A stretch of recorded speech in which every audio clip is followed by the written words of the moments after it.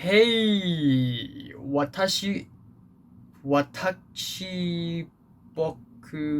俺は Culture Detective here investigating your favorite anime movies, and today I'm going to do a movie review on Kimi no Na Wa, or Your Name. So, the reason why I'm suddenly making a movie review like this is because this is the 1100th video on my YouTube channel. As you can tell, I have no life, so I've been pumping out these YouTube videos like a beast. And I have already reached 1100, so thanks everyone who stuck around and watched my videos and hear me speak.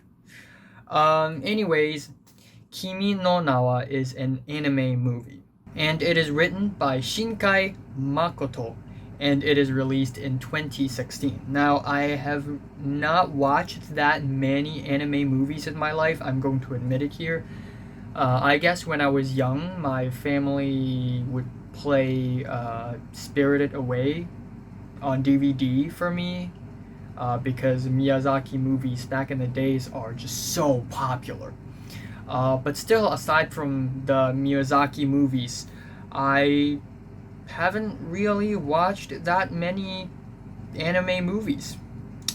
But given that I have already entered the territory of anime ever since 2019, when I started watching anime series, I figured, you know what, at some point I have to watch some anime movies, right?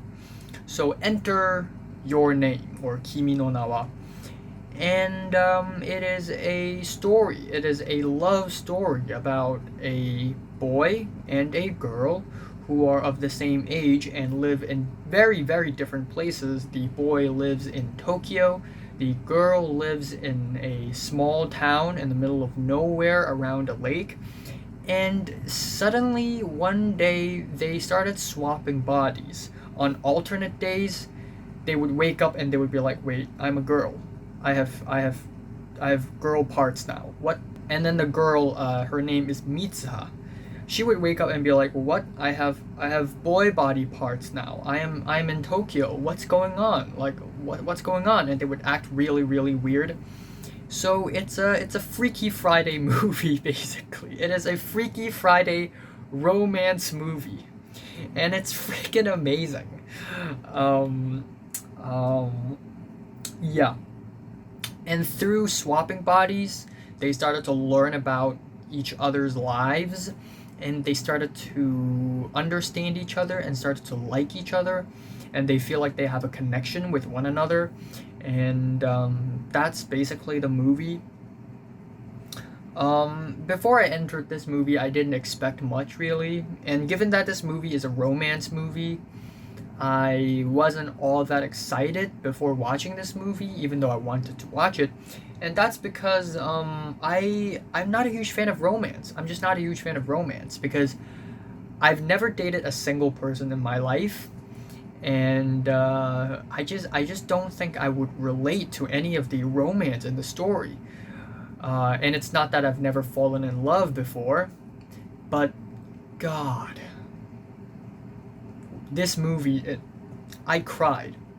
I cried. I'm gonna show you a video that I took of myself yesterday after I watched it.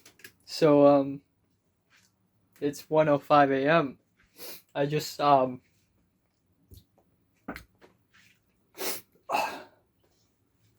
I just saw Your Name, and it's pretty friggin' emotional. As you can tell from these tissues. First of all, let's talk about the characters. The girl Mitsuha and the boy Taki. Both of them have really humane and fleshed out and three-dimensional personalities. You kind of see them go through their daily lives in the first part of the movie, and you sort of understand them as well. And the way the story it makes them so humane. Their personalities are so humane, and this movie just feels so realistic to me. It's almost like I'm there with them, and I guess that's one of the reasons why I root so hard for both of these characters. And also, there are comedic elements to the movie, even though it's mainly romance. Maybe I'm not gonna spoil it, but there are comedic moments in the movie, and they work really, really well. They're not cheesy. They don't compromise the drama of the story at all. They are there, and they work really, really well.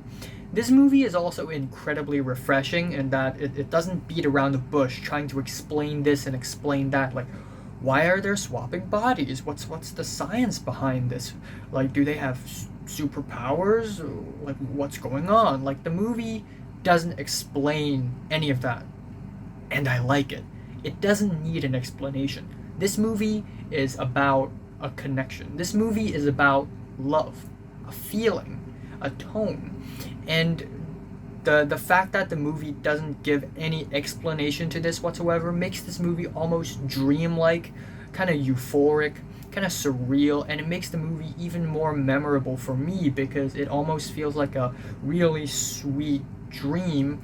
And honestly, I know it sounds crazy, but you can tell me that the plot of this movie are all made up. They're all in Taki's head or Mitsuha's head. And I would still be okay with it because at the end of the day, the movie isn't about what actually happened, why are they swapping bodies. It's about the connection. It's about the love. It's about the fact that these two people who have never seen each other, well, not in the beginning anyways, somehow found a connection. And there's just something so beautiful and humane and poetic about that. There is a huge plot twist halfway through the movie, and I was jaw dropped. I was just shocked. There's definitely a tragic element to it, which is just really just heartbreaking. It really, really haunts you. And then we have the climax scene as well, which is just so beautiful, where both of them somehow had to meet each other on top of a mountain, and goddamn, I cried on that scene. I mean, I want to cry now. It's a really, really beautiful scene. And there's also the ending of the movie, which I will not spoil, but thank God, it's not a sad ending.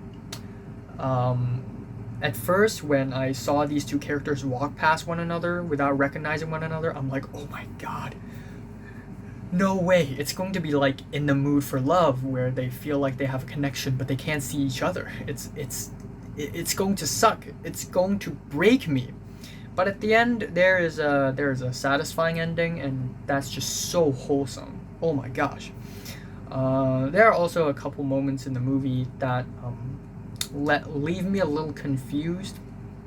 Like, why did Mitsuha's friends believe her immediately? But other than that, I feel like people shouldn't nitpick this movie for its inconsistencies or plot holes or anything, because this movie speaks to the heart more than it does to the mind. And this movie doesn't need, explanations. It doesn't need strange, crazy plot twists and turns. It doesn't need side characters investigating what's going on. It's not a plot movie. You don't watch it for the plot. You watch it for the feels. And oh my God. Again, throwback to earlier in the review, I said how I sort of I'm not a huge fan of romance because I can't really relate to it. I see these people dating and I'm like, well, I wish I know how that feels like.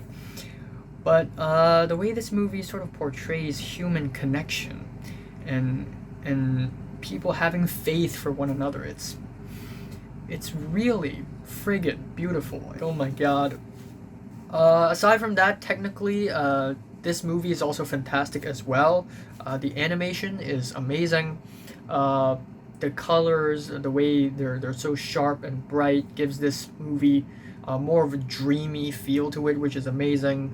There's a shot earlier in the movie, which I don't know why there's only one shot in the movie that does this thing, but I love this shot where it's like a camera slow pan from left to right, and I was like, damn, it's so cinematic. But there's only one pan shot in the entire movie. But still, really cinematic, and the fact that it's all animated, it's really impressive. Yeah, I guess there goes my movie review. There's one thing I love about Asian movies, and that is Asian movies don't focus on the plot or the spectacle or the entertainment factor all that much. They usually focus more on the atmosphere, the tone, the feels. That's why I really enjoy Parasite. I mean, again, Parasite, I think it's a 10 out of 10 movie. It's a friggin' masterpiece.